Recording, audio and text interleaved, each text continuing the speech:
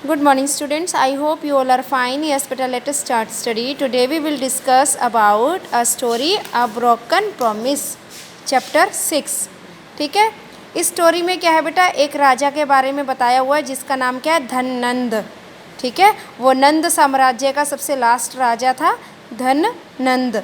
ठीक है, मगध का राजा था वो। ठीक है, लेकिन वो राजा बहुत ज़्यादा क्रूल, निर्दयी एंड मीन, बहुत ज़्यादा मतलबी राजा था। ठीक है, उसे किसी से कोई मतलब नहीं। ठीक है, लेकिन हर बार अपनी इसी मतलब क्रूएलिटी एंड उसकी मतलबी होने की वजह से हर बार वो क्या है, बैटल में हार जाता था। मैक्सिमम उसने अपने बैटल जो है वो हारे थे। ठीक है, and was battled in by Chandragupta Maurya and Chanakya in 321 BC। ठीक है, विक्रम संवत 321 के टाइम पे भी वो चंद्रगुप्त मौर्य और चाणक्य से वो लड़ाइयाँ हार चुका था। ठीक है, अब इसने क्या है, अब इसका अलग ही किंगडम है। ठीक है, उसके किंगडम में उसके 4-5 जो उसके मंत्री थे, जो उसके सारा दिन चमचागिरी करते रहते थे। ठीक है, वो थे उनके साथ। और इसमें कैरेक्टर है वो किंग धन आनंद। ठीक है, एक यंग बॉय जिसका नाम चंद्रगुप्त है। ठीक है, वो अपने पापा को छुड़ाने के लिए उसके पास कैसी कैसी ट्रिक्स लेके आता है वो बताया है। हाफ अ डजन कॉर्टियर्स, यानी कि उसके चमचे, यानी कि जो सारा दिन उसकी चमचागिरी करते थे, उसकी जी हजूरी करना, हाँ में हाँ मिलाना, वो थे उसके साथ। A messenger from Sinhala, a neighbouring kingdom. ठीक है, उसके पड़ोसी साम्राज्य से एक संदेशवाहक, यानी कि मैसेंजर, जो किसी का संदेश लेके आता है, वो है इसमें कैरेक्टर। अ डोर कीपर है, एक उसका राजा का चीफ मिनिस्टर है। ठीक है, ये कैरेक्टर है बेटा इस स्टोरी। ठीक है, पिक्चर देखो बेटा, ये राजा है जो धननंद अपनी सीट पे बैठा है। ठीक है, अपने महल में।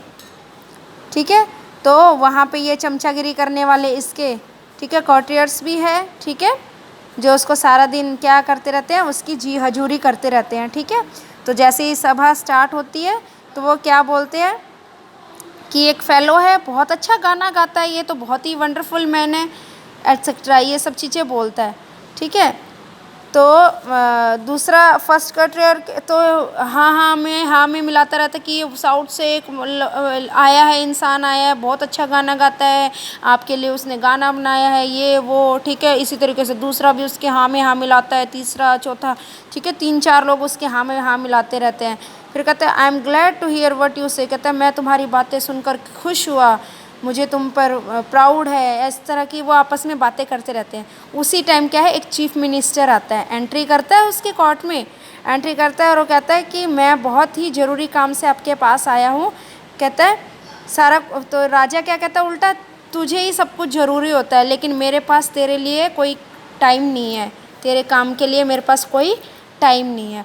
ठीक है, तो वो सारे उसकी हाँ में हाँ मिलाते हैं। हाँ, वो जो उसके कोर्टियर से, ये his highness must have some rest, कहता है हमें, हमारे राजा को कुछ रेस्ट चाहिए, वो तुम्हारे काम के लिए फालतू नहीं है, ये वो बहुत कुछ बोलते रहते सभी कॉर्टियर्स उसके। ठीक है, उसके बाद चीफ मिनिस्टर क्या क्या अपने अंदर मन ही मन में बोलता है, ये राजा ज़रूर किसी गलत संगत में पड़ गया है, जो ऐसे लोग उसका साथ दे रहे हैं, जो मैं मैसेज देने आया हूँ वो सुनना ही नहीं चाहते हैं। ठीक है, और ये बातें मन मन में बोल के चला जाता है, भगवान ही उनकी मदद करे बोल के वो चला जाता है। फिर वो जो 3-4 लोग थे उसके कॉर्टियर्स क्या बोलते हैं, अरे ये तो कितना पागल इंसान है, ये है मूर्ख सा, जब देखो ऐसे आ जाता है, कोई काम नहीं है, ये है वो है। ठीक है, तो उसके बाद कहता है चलो, वो कहता है कोई दूसरा गाना सुनते हैं। ठीक है, उस इंसान से फिर वो दूसरे गाने की फरमाइश रखते हैं, तो तभी गेट कीपर आ जाता है, डोर कीपर आता है अपना धनुष लेके। ठीक है, वो कहता है कि एक मैसेंजर आया है सिंघल से, तो आपका बाहर इंतज़ार कर रहा है। ठीक है, तो वो कहता है उसे अंदर लेकर आओ। राजा कहता है उसे अंदर लेके आओ। नंद कहता है तुम क्या संदेश लेके आए हो सिंघल से। वो कहता है मेरे पास कोई संदेश नहीं है, लेकिन मेरे राजा ने एक पिंजरा भेजा है। ठीक है, जिसके अंदर एक शेर है। एक लॉयन है उसके अंदर, और उन्होंने कंडीशन रखी है कि जाओ तुम इस पिंजरे को इस शेर के समेत लेके जाओ और राजा नंद को बोल के आओ कि क्या वो इस पिंजरे को तोड़े बगैर शेर को बाहर निकाल सकते हैं। अगर उन्होंने इस पिंजरे में से शेर को बाहर निकाल दिया बगैर पिंजरे को तोड़े तो हम उसकी हर आज्ञा को मानने को मंजूर हैं। तो वो कंडीशन रखते हैं। उसने वो सारी बात बता दी। ठीक है, तो नंद जो राजा थे उन्होंने अपने जो कॉर्टियर्स थे उनको बोला क्या तुम्हें कुछ समझ में आया? कहता ये तो इम्पॉसिबल है, इतना बड़ा पिंजरा है, उसको तोड़े बिना तो हम इस शेर को निकाल ही नहीं सकते। तो किसी के दिमाग में कोई भी आइडिया नहीं आया, ना किंग राजा ये जो था नंद राजा के भी कोई दिमाग में कोई आइडिया नहीं आया। उसके कॉर्टियर्स भी सोचते रहे, वो भी उन्होंने हार मान ली, बोले नहीं इसको तो तोड़े बिना हम निकाल ही नहीं सकते। ऐसी कैसी कंडीशन रख दी उन्होंने। ठीक है, तो वो कहते चंद्रगुप्त अगर क्या तुम खुद तुम्हारा नाम क्या? कहता मेरा नाम तो चंद्रगुप्त है, वो जो ये छोटा सा लड़का था जो इस पिंजरे को लेके आया था।